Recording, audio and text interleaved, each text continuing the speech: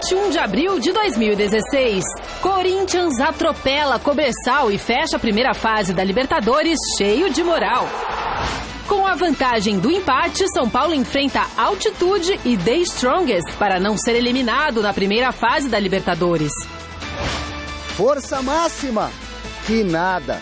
Dudu e Alione machucados não enfrentam o Santos.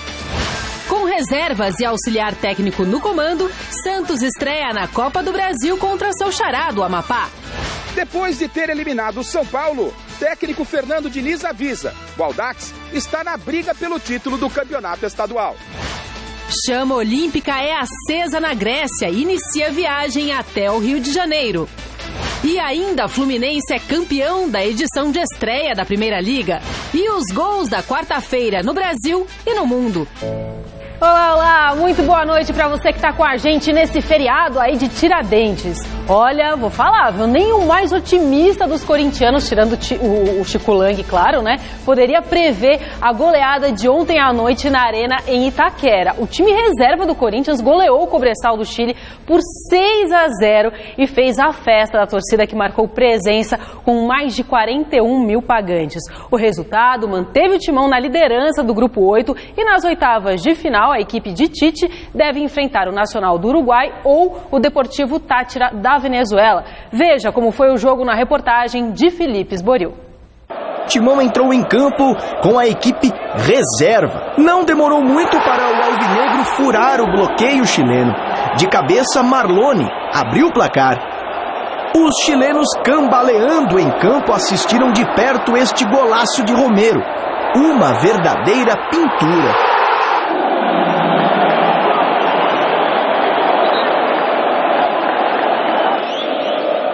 Noite de quarta-feira inspiradora e com gols lindos de se ver. Edilson cruzou na entrada da área. Marlone aproveitou e fez um gol de placa.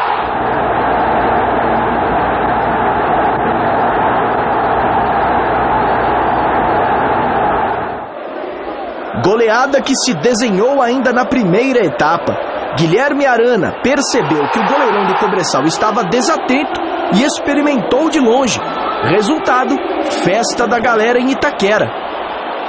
No segundo tempo, o time do Corinthians tirou o pé do acelerador. Mesmo em baixa velocidade, o quinto gol saiu da Arena Corinthians. Elias, que entrou no lugar de Williams, deixou o dele. Deu tempo demais. A parceria entre Edilson e Romero, inspiradíssimo, deu mesmo certo. 6-0, placar final na Arena Corinthians. Como a gente fica treinando taticamente as duas equipes, elas vão com o tempo se moldando. Mais a tesão que essa equipe estava para ir para o jogo, antes de começar o jogo, o Fábio falou assim para mim, ó, estão acelerados. Claro, tu te motiva, o bom momento, a confiança, assim, então ela acelerou, ela faz pressão alta. Estou falando de defensores que tem que ter a capacidade para encontrar o melhor passe para os atacantes. E estou falando dos atacantes de fazer uma função tática. A hora que um deles, ou alguém deles, pensar que, deixa. Aí não dá mais tempo. Essa situação de deixar, de entender um futebol como uma equipe. Depois aparece a individualidade. Depois aparece o talento. Um domínio e um voleio que quando dominou o Marlone com recurso técnico individual, eu falei, ela subiu demais. Ele encontrou um recurso com um voleio, coisa mais linda. Eu olhei e digo, por quê? Porque é recurso técnico. Eu estou muito grato por tudo que aconteceu, né? Felicidade com o professor, não porque ele está aqui na minha frente, mas o grupo todo tem ele como um verdadeiro professor mesmo, é aquele que ensina, aquele que incentiva. E eu acho que, com certeza, hoje ele mostrou um gol contra o Palmeiras, foi um dos mais bonitos, mas o de hoje com certeza foi o mais bonito. Ganhou do que eu fiz ano passado quando eu estava no esporte, com certeza pelo jogo, por tudo que eu vivi esses dias na lesão, por ter voltado no jogo Libertadores. Vou dizer qual é que é o meu maior orgulho. É poder dar atenção e respeito igual a quem não vem jogando, e na hora que a oportunidade que surge eles vão lá e arrebentam. Eu durmo com uma felicidade, poxa, o meu trabalho como técnico, porque é muito fácil aquele que vem jogando no momento, que é titular do momento. Se tu disser assim, ó, Beleza? Ele vai dizer, beleza, tá motivado. Se eu disser, ó, água pra ti, ele, água, professor. Se eu disser, ó, vamos lá, o Gatorade, beleza, Gatorade. Pra ele todo mundo tá jogando. Agora, quando a equipe que ela não tá começando, ela vai e entra e tem um nível de desempenho assim, o técnico vai dormir com uma felicidade danada. É assim que eu me sinto, mamãe. Grande noite para você que acompanha o Gazeta Esportiva. E o Tite tem toda a razão do mundo para estar satisfeito. A propósito, ontem aqui, eu disse sim que acreditava no 6-0. Claro. Não era, apesar de não ser o chamado time titular, eu já disse aqui, para mim o Corinthians não tem titular e reserva, e o Tite conseguiu algo raro no futebol brasileiro. Ele não gosta de definir assim, coloca time alternativo, e não é falácia, não é demagogia. Você vê aí, quer dizer, tinha dos chamados titulares, vamos colocar assim, o Cássio. Os demais, aspirantes ao time titular. E o time rendeu, se um cara acordou do coma, ou uma pessoa nunca viu um jogo do Corinthians, assistiu o jogo e assim, nossa, esse time... É um fenômeno, é o titular. Joga tanto tempo, e é o chamado time alternativo, digamos assim. Isso é mérito do técnico. Primeiro lugar, porque os jogadores sabem a filosofia, não importa quem joga, se é o Arana, se é o Wendel, se é o Fagner, se é o Edilson, se é o Marlone, se é o Giovanni Augusto, o time tem uma cara. Tem cara de Corinthians, o Corinthians do Tite. E isso é mérito do treinador. Podem falar o que for. Ouvimos muito, inclusive, e eu falei também isso depois do 7-1 da Alemanha, no Brasil, que os técnicos brasileiros precisavam se reciclar, precisavam aprender. O Tite tinha sido campeão do mundo com o Corinthians. Tirou aí um ano sabático, foi estudar, foi conhecer o futebol na Europa e voltou melhor do que ele era. Quer dizer, teve coragem de assumir um Corinthians quando, no mínimo, ele tem que fazer o que ele já fez. Para ser bom tanto quanto ganhar uma Libertadores e ganhar um Mundial. Já ganhou o Brasileiro e quem duvida que ele possa repetir o que ele já fez no passado? Porque competência para isso ele tem. Obviamente que num mata-mata, e o Corinthians vai entrar no mata-mata a partir da semana que vem, tem um imponderável, tem uma noite ruim, foi como aconteceu no ano passado quando perdeu para o Guarani por 2-0 e aí depois não conseguiu reverter aqui. Mas é um Corinthians, Chico, ontem, por exemplo, com esse time alternativo, digamos assim, mostrou que é muito, muito forte, um dos melhores elencos do país. Sem exagero. Celso, boa noite. Anitta, boa noite. Evidentemente que eu torci para sair mais um gol, né? Vai ficar claro, 7-0, que é o placar tradicional. Tradicional, característico, mas infelizmente não saiu.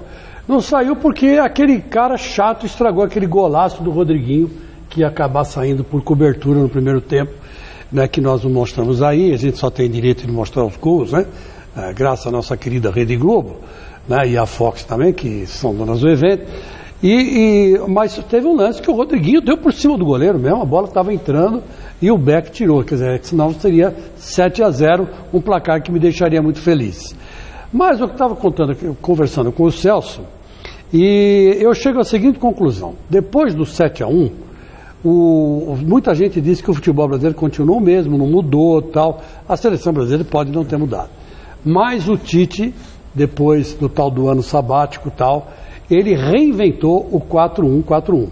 Ele não fez nada demais, ele simplesmente colocou em prática um esquema baseado no 4-1-4-1, que se adaptou perfeitamente bem ao estilo dos jogadores brasileiros que ficaram aqui no Brasil. Aí a pergunta que se faz é o seguinte: será que se aplicar esse 4-1-4-1 na seleção titular do Brasil vai dar certo? Eu, na minha opinião, creio que sim, porque se com jogadores tecnicamente inferiores, né, evidentemente, né, tá dando certo, então não custa testar o 4-1-4-1, bem treinado, bem aplicado, numa competição oficial, como está jogando o Corinthians. O Tite reinventou o futebol, e com o Corinthians no terceiro time renovado, né? Então, quer dizer, que não é possível que não dê certo na seleção, onde existem jogadores muito melhores tecnicamente. Tanto é verdade que ontem no Twitter o cara escreveu o seguinte: esse time reserva do Corinthians joga melhor que a seleção brasileira. E é verdade, pior que a verdade. Porque... Que gol do Romero, hein?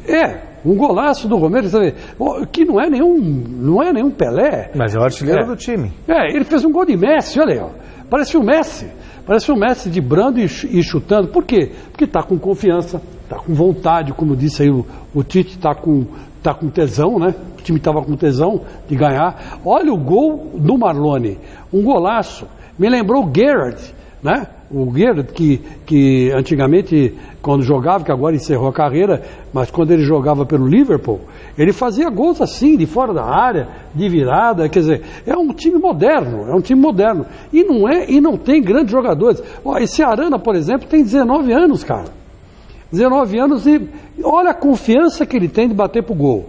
De pé esquerdo, o que? Estava uns 50 metros do gol, 20, 30 metros do gol. E bateu no cantinho rasteiro, naquela redinha do lado, né? Quando a bola vai naquela redinha do lado, amigo, não há Cristo que pegue. Aí entrou tabela do Elias, do Romero também. Aí, tabela com Elias e o Romero. Quem diria que o Romero seria capaz de fazer uma tabela dessa? E fez. Quer dizer, então é o Tite realmente que ele modificou, está modificando a cara do futebol brasileiro. Vamos reconhecer.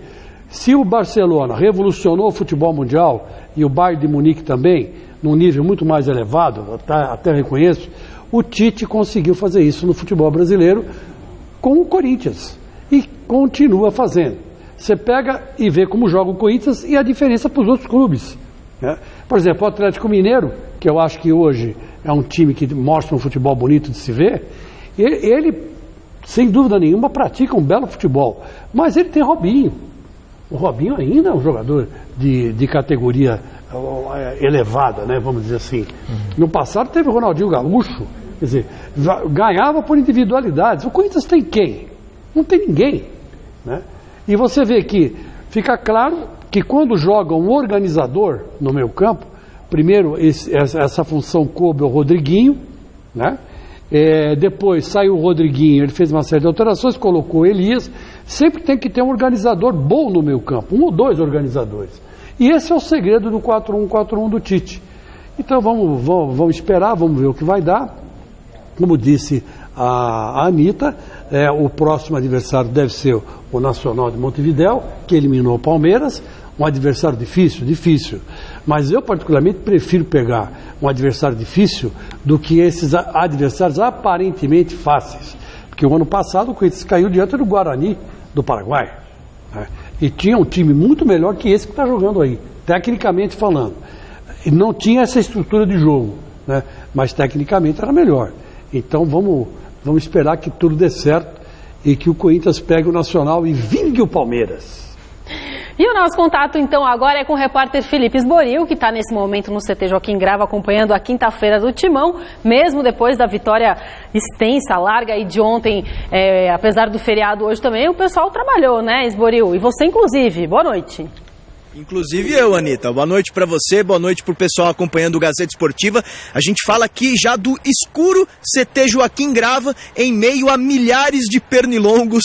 A gente vai tentar trazer as informações dessa tarde do Corinthians, que teve uma vitória importante na noite da última quarta-feira, a 12ª neste ano na Arena Corinthians, 100% de aproveitamento. São 50 vitórias ao todo do Corinthians na Arena em toda a história. O Corinthians somou 13 pontos no grupo 8 e aguarda os jogos desta quinta-feira, como vocês disseram aí no estúdio, para saber qual será o adversário das oitavas de final dessa parte do torneio. O Deportivo Táchira da Venezuela ou o Nacional do Uruguai são os possíveis adversários, mas agora o time volta a se concentrar no Campeonato Paulista. Os titulares realizaram um trabalho essa tarde aqui no CT Joaquim Grava e sob o comando do técnico Tite, já projetando a semifinal do Paulistão contra o Audax. E quem falou com os jornalistas foram justamente dois importantes jogadores de ontem, Rodriguinho e Romero, que já deram a palavra sobre o adversário do final de semana. Vivendo uma evolução muito boa, né? Se você pegar o começo da temporada nossa, com os jogadores que estavam chegando e se adaptando ao esquema de jogo, ainda tinha muita coisa para evoluir, mas eu acho que foi amadurecendo durante o tempo, com derrotas também que foram importantes para o crescimento.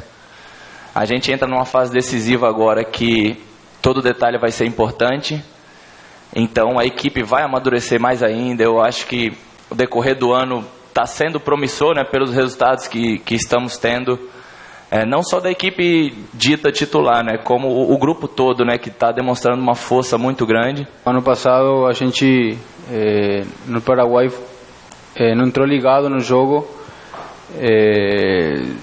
pecou de erros infantil, então acho que tem que estar ligado no primeiro jogo para depois definir aqui em casa. O time que seja vai ser difícil, a gente sabe que já no mata-mata não tem que ter erros, tem que fazer seu melhor em cada jogo e assim para classificar. Romero, por favor, você vive o seu melhor momento no Corinthians? Se sim, isso te credencia, você já respondeu sobre ter uma vaga no time titular, mas isso te dá uma força a mais para você conquistar uma vaga no time titular? Acho que sim, acho que é meu melhor momento de que a gente está aqui. O ano passado foi muito difícil para mim, quase não joguei. Esse ano comecei muito bem jogando de titular, mas a gente trabalha cada dia para melhorar, trata de trabalhar no treino para ganhar a confiança do treinador, mas ninguém tem assegurado a vaga de titular. Todo mundo está lutando para conseguir uma vaga. Você está olhando que o Tite troca muito de time em cada jogo, então é isso, trabalhar em cada treino e fazer meu melhor cada vez que toque jogar. O Tite ainda não definiu os jogadores que vão a campo neste final de semana, sábado, na Arena Corinthians, diante do Audax pela semifinal do Paulistão. É provável que ele utilize os mesmos jogadores que enfrentaram o Red Bull e eliminaram a equipe de Campinas, com a exceção do Giovanni Augusto, que se machucou e fica de fora. Alain Mineiro e o Romero, que a gente viu aí, brigam por essa vaga. A tendência é que ele utilize o Alain Mineiro para substituir o Giovanni Augusto. O Marquinhos Gabriel será inscrito no Campeonato Paulista na vaga do Rildo, que se machucou também no treinamento durante esta semana, vai ficar de fora dos gramados por cerca de 8 semanas. Ele será substituído pelo Marquinhos Gabriel. Essas são as informações do Corinthians. Deixa eu ir lá pra dentro, Anitta, porque senão seremos comidos vivos pelos pernilongos aqui fora, viu, Anitta? Passa um negócio aí para se proteger, vai que pega aquelas coisas que não pode pegar. Pode ser o mosquito da dengue. Mas então, o por isso. O Repelex. Aquele negócio que passa na perna. Beijo. É o Repelex. Então, olha, vejam vocês que o paraguaio, o nosso querido Romero, fez o primeiro gol ontem, correu para trás do gol, pegou a bandeira paraguaia e se enrolou nela. E foi um gesto muito bonito. E a torcida, por ele ter feito isso, no final do jogo gritava o seguinte: ano, o paraguaio é melhor que o peruano. Vamos dizer assim, num tapa com luva de pelica, no bumbum do nosso querido guerreiro, que trocou o Corinthians pelo Flamengo. Então veja como é que está a sintonia da torcida com os jogadores, né? Jogadores, torcida, jogadores, e realmente fica muito difícil para o adversário ganhar do Corinthians na Arena Corinthians. Então, se o Corinthians decidir, vamos supor, pelo que a gente tem visto, a maioria dos títulos na Arena, se depender dos jogos da Arena, o Corinthians vai ganhar, talvez, 2 títulos esse ano. Porque eu, o ano passado, falei isso e torno a dizer, eu acho que um clube não tem, no Brasil, estrutura e nem condições de ganhar 2 títulos no ano só. É muito difícil. O certo é ganhar um título no primeiro semestre e o outro no segundo. Mas nenhum time tem condições. Por quê? Porque a hora que abrir a janela de negociações no meio do ano, de novo o Corinthians vai vender vários jogadores, pode estar certo disso. E de novo o Tite vai ter que montar ou remontar o time do Corinthians. Pode ser que não perca tantos jogadores como perdeu, 7, 8 jogadores perdeu, né? Mas talvez perca uns 3 ou 4 que vão fazer a diferença. E aí vai ter que correr atrás de novo, vai ter que montar o time de novo. Quer dizer, então por isso que eu digo, se ganhar, vamos supor, 2 campeonatos no primeiro semestre, está bom. E se classificar para a próxima Libertadores, no segundo, o Corinthians já fez o que tinha que fazer. Mas eu acho muito difícil, você ganha um campeonato só. Então o Corinthians vai ter que, daqui a pouco, talvez com esse revezamento que o Tite esteja fazendo, isso ajude um pouco. Né? E talvez o Corinthians consiga os títulos ou mais de um título. Mas é muito difícil, hein? Muito se bem difícil. Que com o Tite o Corinthians já foi campeão paulista, campeão brasileiro, já foi campeão do mundo e campeão da Libertadores, ou campeão da Recopa, campeão paulista. O Tite tem condicionado. Mas são campeonatos mais curtos. Sim. Então, o que eu estou te falando, ganhou a Libertadores e ganhou o Mundial, mas ele tem um elenco muito bem, né? Ele gira o elenco, então... talvez ele...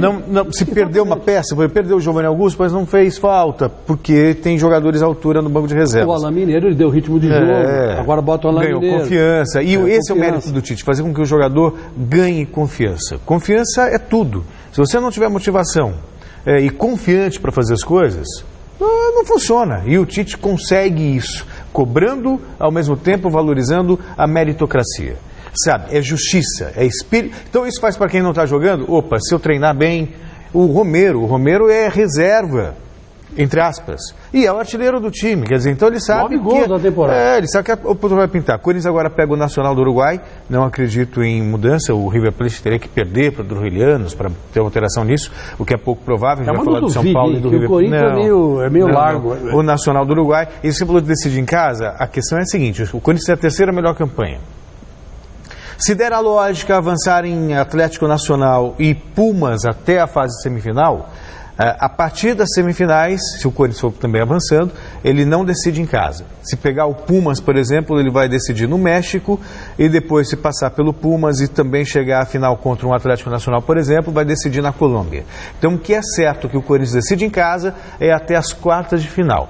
E pelo que nós vimos até aqui, pega o Nacional do Uruguai agora e pode cruzar com o Boca Juniors do Tevez nas quartas de final. Primeiro jogo na La Bombonera, segundo jogo em Itaquera, isso obviamente fazendo uma previsão. Uma previsão, e vai ser... é o seguinte, o time que quer ser campeão não pode ficar escolhendo o adversário, né? O Corinthians ano passado aprendeu essa lição, porque escolheu o time paraguaio, pegou o time paraguaio, o time mais fraco, e acabou sendo derrotado lá e aqui. Então quer dizer que Libertadores tem que traçar o que vier pela frente. E é que o Corinthians do Tite, que hoje pode dizer que joga com 25 jogadores. Né? Sim, sem dúvida. Sem contar a torcida que está na arquibancada. Sem dúvida. E a Libertadores vai definir nessa noite as duas últimas vagas para as oitavas de final, hein? O River Plate precisa de apenas um empate a partir das 9h45 diante do Trujillianos no Monumental de Nunes para seguir na competição. O São Paulo também entra em campo às 9h45 e mesmo precisando de um empate para se classificar, vai ter uma tarefa bem mais complicada contra o The Strongest na Bolívia. Hoje é o dia D para o São Paulo Futebol Clube. Contra o Strongest da Bolívia, na altitude de La Paz, vai ser matar ou morrer.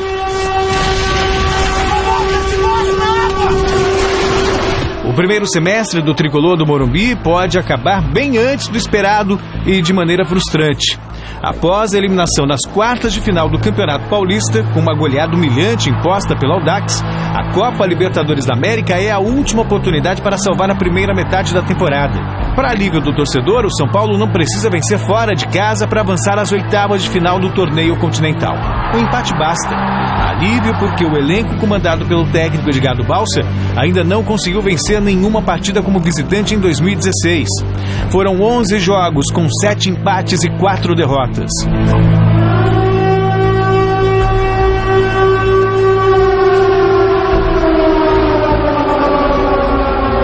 De derrota, o São Paulo não só vai se despedir da Libertadores, mas também pode dar adeus a alguns jogadores importantes que ficariam no clube até o final da competição.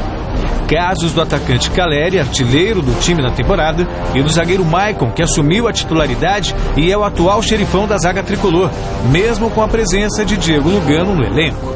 Os dois têm contrato de empréstimo até junho, mas existe a possibilidade de que ambos sejam liberados antes do final do vínculo se o time for eliminado ainda na fase de grupos do torneio continental. Outro que pode ter o futuro longe do Morumbi após o jogo contra o Strongest é o argentino Edgardo Balsa. Com o trabalho questionado por parte da diretoria e da torcida, o comandante tricolor pode não resistir à pressão e acabar deixando o clube. Isso sem falar no prejuízo financeiro que uma eliminação precoce acarreta. Só na partida contra o River, o clube arrecadou 2,5 milhões de reais com a bilheteria.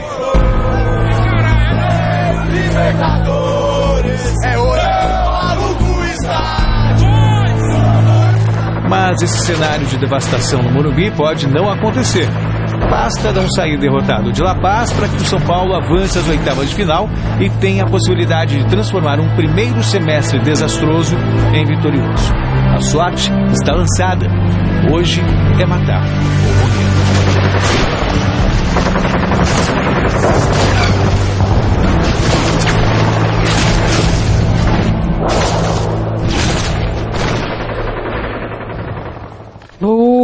E neste dia D, vote na enquete que está no ar no site gazetaesportiva.com. A gente quer saber, São Paulo vai se classificar para as oitavas de final da Libertadores?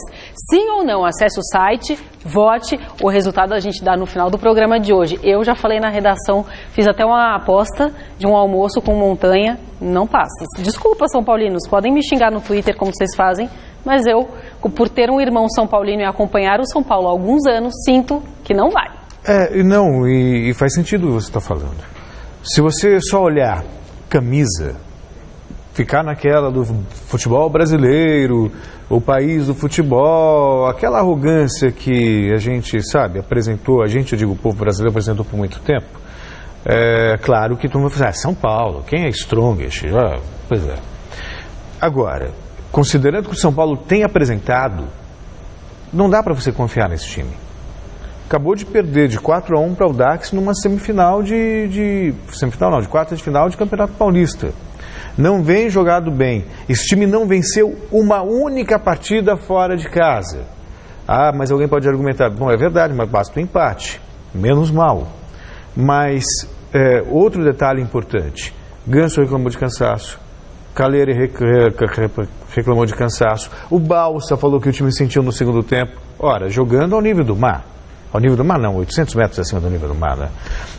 Então o que esperar? A 3.500 metros de altura, onde naturalmente, por causa do ar rarefeito, a respiração fica mais difícil, o fôlego é menor, a bola ganha mais velocidade, vai ser que o São Paulo vai ter que jogar totalmente retrancado atrás, para não se expor. No segundo tempo, se normalmente já cai de rendimento, na altitude então, por essas e outras, o panorama, o cenário é todo favorável para o Strongest. Então, respondendo a sua pergunta, para mim, a lógica é São Paulo fora da Libertadores.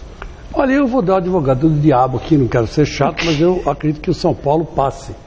Acho que ele consegue um empate. Porque é o seguinte, a gente não pode menosprezar a capacidade que o Balsa tem de disputar uma Libertadores. Ele já foi campeão de duas, com dois times diferentes. Um foi o São Lourenço e o outro, eu sempre esqueço. A LDU. Então, vejam bem, são times razoáveis, não tinha nenhum craque, mas eram times bem armados, principalmente na defesa. Então o Celso falou, o que fazer? Jogar na retranca? Joga na retranca. É só não tomar gol. E não precisa correr. Bota os 11 lá atrás, marca do meio campo atrás. Enfim, joga como um time pequeno. Tem certas ocasiões que você tem que ter humildade na vida. Concordo com você, plenamente. E reconhecer que o The Strongest lá é forte demais. Faz jus aos nomes. Faz jus ao nome de Fortão, os Fortões. Né? Porque eles sabem, estão acostumados com o clima e tal. Tanto é verdade que tem fundista, corredor de longa distância, maratonista, que você sabe muito bem, que vai treinar no Quênia, que são lá na altitude. Na altitude do Quênia, na África, que são 3.700 metros. O cara fica 6 meses correndo lá para depois disputar uma prova de 40 quilômetros, que é uma maratona. Quer dizer, tem cara que fica treinando na altitude. Por quê? Porque lá você oxigena melhor o cérebro, o pulmão abre mais, né? Enfim, você ganha uma capacidade de resistência muito maior. Então o São Paulo tem que ser humilde e jogar na humildade. Jogar na retranca, bota os 11 debaixo do gol. E acabou. Qual é o problema? Precisa de empate, não precisa de mais nada. Então tem que jogar com mais que o regulamento debaixo do braço, e se tiver uma bola lá na frente, um gol de cabeça, um gol de falta, tá ótimo. E apostar na bola parada. Fim. Não tem segredo. Esse é o segredo do São Paulo hoje. E eu acho que o São Paulo, pelo menos um empate, consegue. E dá São Paulo. Seguimos aqui de Copa Libertadores. Além de Corinthians e Cobressal, mais 3 partidas rolaram nessa quarta-feira. Pelo grupo 3, o Boca Juniors goleou e o Racing foi buscar o empate contra o Bolívar fora de casa. Com isso, os 2 clubes argentinos garantiram a classificação para as oitavas de final. E no grupo do Timão, o Cerro Porteño bateu o Santa Fé em casa e ficou com a segunda vaga. Pelo grupo 8 da Libertadores, o Cerro Porteño do Paraguai garantiu vaga no mata-mata ao bater o Santa Fé da Colômbia. Júnior Alonso fez o único gol da vitória do Cerro pelo placar de 1-0. O resultado deixou a equipe paraguaia com 10 pontos na chave, 2 a mais que o Santa Fé e 3 a menos que o líder Corinthians. No grupo 3, o Bolívar da Bolívia recebeu o Racing da Argentina e saiu na frente com o Celerino já aos 19 do segundo tempo. 5 minutos depois, Roger Martínez tratou de empatar a partida e dar números finais ao jogo. Com o empate, o Racing avançou às oitavas da Libertadores como o segundo colocado da chave. O primeiro lugar do grupo ficou com o Boca Juniors. Fabra, aos 17 de bola rolando, abriu a contagem para os chineses diante do Deportivo Cali da Colômbia. A partir daí, o jogo pegou fogo e 3 gols foram marcados em um espaço de apenas 2 minutos. Cassiera 2 vezes virou para a equipe colombiana. Só que Carlitos Tevez empatou a partida mais uma vez.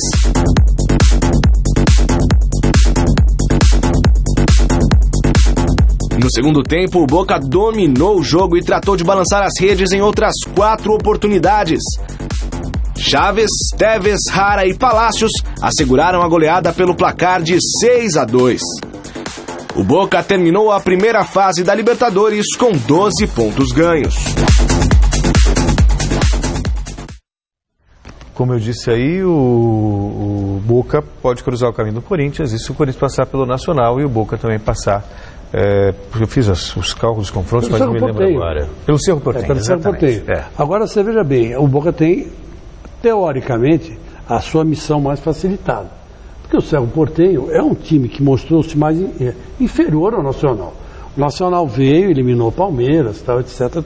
Ganhou aqui, depois ganhou lá. Do Corinthians lá, né? Exatamente. E o Cerro Porteño ganhou do Corinthians lá. Quer dizer, vamos ficar na expectativa, porque não está tão fácil assim, não. Essa Libertadores está muito indefinida, está muito equilibrada. Se o São Paulo vencer, muito provavelmente... Eu vou partir do pressuposto que o River Plate não ganha o jogo do Trujillianos. Aí, se o São Paulo vencer, pode cruzar o Rosário Central e, se empatar, cruzar com o Toluca na próxima fase. O Atlético Mineiro deve encarar o Racing. São 2 pepinos também. Sim. O Toluca está jogando bem e o Rosário Central, pelo amor de Deus, veio aqui e devia ter vencido o Palmeiras de 6-2. Pois é. Então, quer dizer, é o que eu digo, essa Libertadores está uma Libertadores muito equilibrada. Não tem um time que despontou, que desgarrou. Tem o Atlético Nacional. Tem o Atlético Nacional, mas isso na primeira fase. Sim. Agora no mata-mata o buraco é mais embaixo. E a rede também balançou pela Copa do Brasil. Destaques para o Cruzeiro, que foi a Campina Grande e empatou com o Campinense em 0-0. O jogo da volta acontece na próxima quarta-feira. O Red Bull Brasil estreou na competição com empate diante do América Mineiro em 1-1. O Flamengo venceu Confiança e garantiu a vaga para a próxima fase da competição. Vamos aos gols. Depois de perder para o Confiança fora de casa por 1-0, o Flamengo recebeu a equipe sergipana e abriu o marcador com Mancoedio. No segundo tempo, Marcelo Cirino de cabeça aumentou a vantagem do rubro-negro carioca. Para fechar o placar, o próprio Marcelo Cirino driblou o goleiro e deu números finais à partida. Com a vitória por 3-0, o Flamengo garantiu vaga na sequência da Copa do Brasil. No Moisés Lucarelli, em Campinas, Brian acertou este belo chute de canhota e fez 1-0 para o América Mineiro diante do Red Bull Brasil. Só que Edmilson, cobrando pênalti, empatou o jogo no interior de São Paulo. As 2 equipes voltam a se enfrentar quinta-feira que vem no Independência, em Minas Gerais. A Primeira Liga conheceu o primeiro clube campeão ontem à noite. Em Juiz de Fora, o Fluminense e Atlético Paranaense fizeram a decisão da edição de estreia da competição. Em Juiz de Fora, o Fluminense venceu a equipe do Atlético Paranaense pelo placar mínimo e conquistou a edição inaugural da Primeira Liga. Marcos Júnior fez o único gol da partida e garantiu o título para a equipe carioca. Fluminense 1, Atlético 0.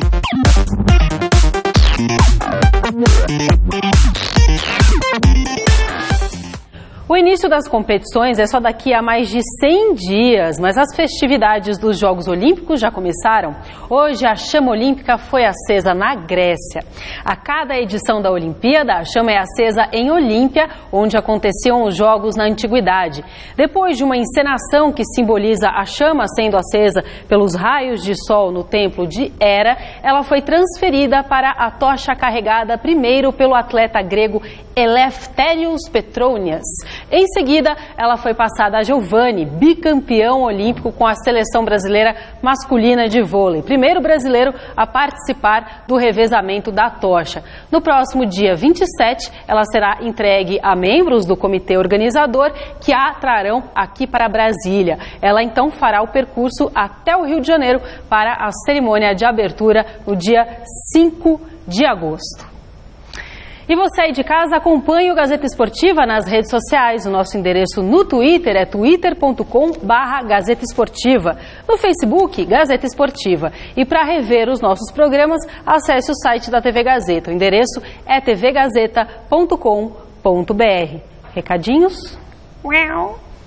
Um Feliz Natal e um próspero Ano Novo a todos. Nossa Senhora, esse foi adiantado. Olha, isso foi Boa Páscoa, viu? Eu não sei se está atrasado ou se está adiantado. Lembrando que hoje é Tiradentes, né? O ano passado, que vai vir. Tá tudo certo. Tudo bem. Escuta, eu tô otimista. E você? Estamos trabalhando com otimismo pelo Brasil. E você aí de casa? Vamos nessa?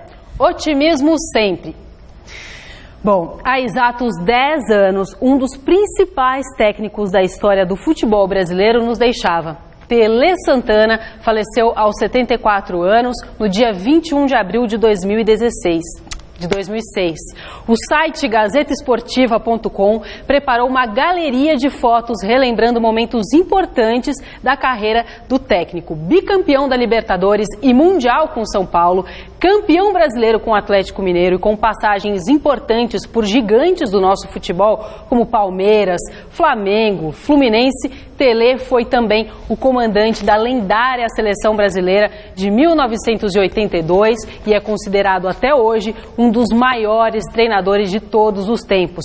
Para você conferir essa galeria completa de fotos, vá lá no site gazetaesportiva.com. Como eu já disse hoje, meu irmão é São Paulino e eu assisti muito o Tele Santana como técnico no São Paulo e adorava, babava pelo trabalho dele. E eu tive um outro privilégio como repórter, cobrindo o dia a dia de clubes, eu tive a oportunidade de ver o Tele Santana trabalhar.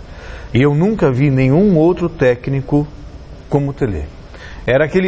O Marlone falava para o Tite de professor, e ele também era um exímio professor. Ele pegava qualquer jogador limitado, na gíria, como se diz, meia boca, ele transformava num grande jogador. E eu via, ele ensinava como fazer, ele ficava até depois do treino, já escurecendo no centro do treinamento de São Paulo. Cafu que eu diga, né? O Cafu, o André Luiz, o Vitor, bate na bola assim e cruza e põe a bola lá. O jogador errava, ele não é assim. Aí ele ia, chutava e ia justamente onde ele queria e falava, é assim que se faz. E ficava repetindo, do ponto de vista ético, da esportividade, ele não permitia que o jogador fosse violento, fosse indisciplinado, era um amante do futebol arte, e os melhores times que eu já vi jogar foram comandados por Tele Santana. Entre eles, o Palmeiras 79 eu tenho pouca lembrança, mas a seleção de 82, por exemplo, foi uma das melhores seleções que eu vi jogar, que eu vi jogar foi a melhor, e o São Paulo também do início dos anos 90, Sim. Era um São Paulo fantástico, e isso se devia, claro, não só ao time, mas ao técnico Tele Santana. E tem umas coisas engraçadas, o Tele era um cara que gostava de ter o comando na mão, né? E um dia o Macedo, que era jogador do Palmeiras, do São Paulo, ganhou o primeiro salário e era um dinheirão, não teve dúvida, foi lá e comprou um carrão. Aí o Tele chegou e falou, o que é esse carro aí? Ele falou, esse é meu, professor, acabei de comprar. Ele falou, vai lá e devolve, e traz o dinheiro aqui, nós vamos aplicar o dinheiro no mercado. Que negócio é esse? Compra um carro mais modesto. Compra uma casa. Compra uma casa ou um carro mais modesto. E fez o cara vender o carro, né, pegou o dinheiro e aplicou. E ele acabou dando uma casa para a mãe. E hoje, esse jogador, Macedo, outro dia encontrei com ele no aeroporto. E ele hoje é empresário de futebol e bem sucedido. E que, sem dúvida nenhuma, deve lembrar com o Tele Santana com carinho. E o Macedo era meio metrosexual, raspava as pernas, os pelos das pernas, passava creme. E o Tele Santana ficava louco com isso aí. Ficava doido. Só faltava bater no Macedo. Mas, enfim, né, são dados assim que a gente não esquece nunca, porque a gente presenciava. Naquela época, o jornalista entrava no vestiário e às vezes o treinador, né, não perdia tempo, dava bronca mesmo na nossa frente mesmo, enfim. E sabia que de lá não saía, né? Ou se saía mais moderado, era diferente. Hoje tudo ia virar notícia, né? Rapidinho. Por isso que não entra mais. Hora de falar do Santos, que logo mais, 9h30, com uma equipe totalmente reserva, estreia na Copa do Brasil, enfrentando o Santos do Amapá em Macapá. A reportagem é do Fernando Gavini. Enquanto os titulares treinam no CT Rei Pelé, de olho na semifinal do Campeonato Paulista contra o Palmeiras, vai ser com os reservas reforçados por jogadores do time Sub-23 que o Santos vai estrear na Copa do Brasil contra o seu homônimo do Amapá, em Macapá. A gente está vendo como um jogo fundamental para quem não vinha jogando, vai receber bastante oportunidade agora. E é procurar fazer o melhor para sair de lá vitorioso. Tirando um jogador, repondo outro, acho que o Santos está muito bem preparado nesse quesito. Até porque quando sai um jogador, entra outro, o padrão de jogo permanece o mesmo. Então isso mostra a força do time que nós temos. Nem mesmo o técnico Dorival Júnior viajou com a equipe, que será comandada por Lucas Silvestre, filho e auxiliar do treinador. O mais difícil será ter pela frente um adversário tão desconhecido. A única coisa que se sabe é que o rival tem o mesmo nome do Santos. Não sei nada não, só o nome mesmo que é semelhante. Bom, para ser bem sincero, eu não tenho nenhuma informação do time do adversário. Mesmo com a falta de informações sobre o Santos do Amapá e a possível falta de entrosamento, não há como o Santos paulista não ser o favorito do confronto. Com os titulares assistindo pela televisão, os reservas querem vencer e evitar o jogo de volta. O nosso time é muito qualificado, tem jogadores ali que com certeza tem potencial para ser titular. E o Elano, esses que você citou, o Joel, todo mundo. Então a gente vai para lá para buscar a vitória. Independente, a gente tem que trazer uma vantagem para cá. Independente se for de 2 gols, é melhor ainda que elimine o jogo da volta. Mas a gente vai para lá buscando a vitória e uma vantagem. Você, palmeirense, deve ter recebido uma má notícia hoje, né? Pois é, o Verdão não vai com força máxima para a semifinal do Paulistão, não, contra o Santos. Veja na reportagem do Alexandre Silvestre. O bravo volante Gabriel, fora de campo, é uma moça. Não peçam para ele ser carinhoso na semifinal, como foi delicado hoje com a filha do Rafael Marques. O Palmeiras promete morder o peixe. E é briga de cachorro grande, a gente vai pensando só na vitória, que é o que importa pra gente. A gente vai forte, como eu disse, a gente tá com a confiança alta, vindo de vitórias, então a gente vai lá para vencer. Gabriel Jesus não terá o prazer de tabelar com Alione ou Dudu domingo na Vila contra o Santos por uma vaga na final do Campeonato Paulista. Os dois estão vetados pelo departamento médico. O técnico Cuca tem várias opções. Entre elas, colocar no time o garoto Roger Guedes, que estreou pelo Verdão na segunda-feira. Assim, quando eu subi da base, me abraçaram e aqui no Palmeiras é muito bom por causa disso. Assim como eu, todos conversaram para ele ficar à vontade, porque ajuda bastante para ficar solto no campo e mostrar o futebol, assim como ele entrou bem contra o São Bernardo e me deu uma assistência que tem que agradecer muito para ele, que só foi empurrar pro gol. Agora, em 2016, os gols de Gabriel Jesus estão saindo naturalmente. É um dos artilheiros do Palmeiras junto com Alexandro. Balançou as redes do inimigo 9 vezes. e continua somando. Gosto de fazer metas para me cumprir no ano. Ano passado eu não fiz porque era meu primeiro ano, mas esse ano com certeza eu fiz e vamos ver se eu vou conseguir alcançar ela. Bom desempenho, que vem chamando a atenção de gigantes europeus, como por exemplo a Juventus da Itália. Como eu disse antes, eu desconheço qualquer proposta, meu foco é no Palmeiras, estou pensando só no Palmeiras. Tem uma decisão domingo para me jogar, então minha cabeça está só lá na decisão. Beijinho, beijinho, tchau, tchau. Por enquanto, só do outro Gabriel, na Natália. Depois de eliminar o São Paulo, o Audax entra em regime de concentração total para surpreender o Corinthians em plena arena em Itaquera. Osmar Garrafa vai contar mais pra gente. Pela primeira vez na semifinal do Campeonato Paulista, a equipe do Audax entrou em regime de concentração máxima no interior de São Paulo. Mas a rotina dos jogadores não mudou tanto assim. Além de estarem no clima de internato, o que realmente chama a atenção é a presença de muitos jornalistas na cobertura diária das atividades. O Audax está na mídia. Tudo que acontece da parte externa você tem que jogar para dentro, né?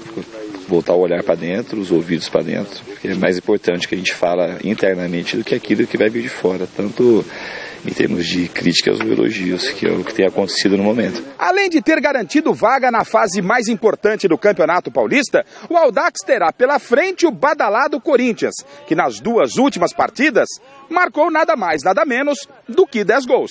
Mais do que fazer 10, eles não tomam também, né? Então, para a gente sabe que é uma pedreira imensa pela frente. Não tem, é inegável que é o melhor time do Brasil no momento e já vem vindo assim, já faz um tempo, muito sólido e jogando lá no Itaquerão, eles são mais fortes ainda. Fernando Diniz sabe que enfrentar o todo-poderoso Timão não será tarefa fácil. Mas depois de ter eliminado o São Paulo e de goleada, por que não sonhar com algo maior? O time pode chegar onde todo mundo pode chegar. Todo mundo tem chance de tudo agora. Talvez pra gente seja mais difícil, mas isso não quer dizer que a gente não possa chegar onde todo mundo pode chegar. Se o time pode sonhar com o título, então não podemos nos esquecer da promessa que fez o presidente Vampeta, caso o Audax venha a ser o campeão paulista. Queria dar um selinho na Dilma, mas aí eu acho que não vai ser possível. Então... A chance tem, todo mundo tem chance.